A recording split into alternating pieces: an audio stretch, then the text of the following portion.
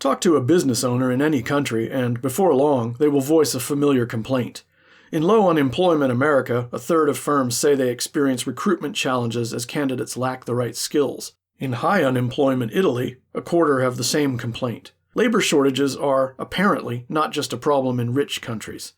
Goldman Sachs, a bank, reports that officials, regulators, and private sector folk in India worry about a lack of skilled labor.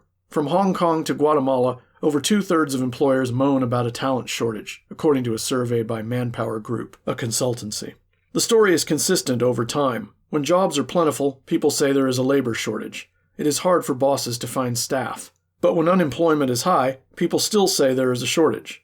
There are 3 million jobs available in America that are not filled because too many of our people don't have the skills for those jobs, said Marco Rubio, now America's Secretary of State, in 2013, when the jobless rate was north of 7%. The story is also consistent across industries. Some economists say there is a lack of blue-collar workers. Others worry about who will pick vegetables. Still others focus on care workers. Alex Tabarrok of George Mason University has written about the extreme shortage of high IQ workers. In sum, people always say there is a labor shortage. This tells you something. The term is slippery, perhaps even incoherent. It makes most sense when related to the macroeconomic cycle.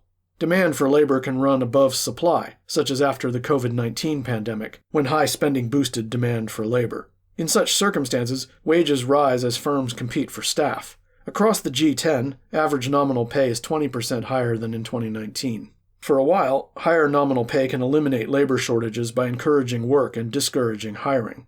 But because economy-wide labor shortages are ultimately inflationary, higher wages do not bring demand and supply into line. Central banks must instead raise interest rates to reduce demand for labor. The micro level presents a different story. Here, a labor shortage is a question of price and distribution rather than scarcity. If a company complains about a shortage of vegetable pickers, what it really means is that it cannot hire them at the wage it would like to pay. The term labor shortage thus implies a normative claim that there should be more workers at the prevailing wage, rather than describing an economic reality. When you dig into the data, evidence of shortages often melts away. Consider construction, a classic shortage occupation in many places. America's Home Builders Trade Group talks of a dire need for new workers. In reality, over the past decade, the share of the American workforce involved in construction has risen from 4.5% to 5.2%, which does not scream shortage. Maybe the true share of construction workers in America should be even higher. But this is hard to square with the data on wages. In the past decade, earnings growth in American construction has been slower than the overall average. People simply do not want to pay more for their builders. As such, the market seems perfectly satisfied. Even high wages are not necessarily proof of a labor shortage. Consider Erling Haaland, Manchester City's star striker. Mr. Haaland commands a huge salary because he scores so many goals. In a sense, then, there is a global shortage of Erling Haalands. But that is an absurd position. No amount of wage increases will create more of him. His ability to command a huge salary is a function of unique ability, not a failure of market supply. It is on this logic that Mr. Tabarrok errs in saying there is an extreme shortage of high IQ people. There is always scarcity of very high-performing individuals. That's why they are valuable. Calling that a shortage is just relabeling market-clearing price differences. A minority of professions do experience genuine labor shortages, but only when some non-market mechanism prevents the market from clearing. In Britain, for instance, there is both a shortage of doctors and a shortage of training places for doctors. The National Health Service has long faced recruiting difficulties. And yet the government, facing funding pressures, has long capped the number of places at medical schools.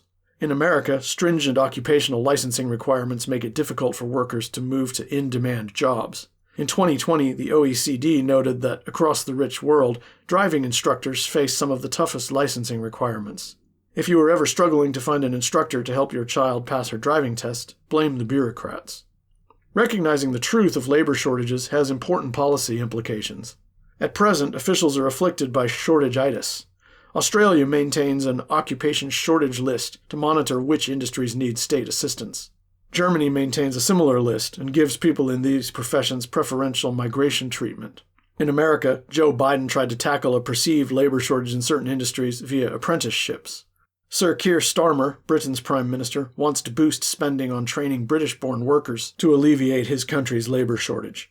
Business people bleat so much about labor shortages in part because hefty subsidies are up for grabs.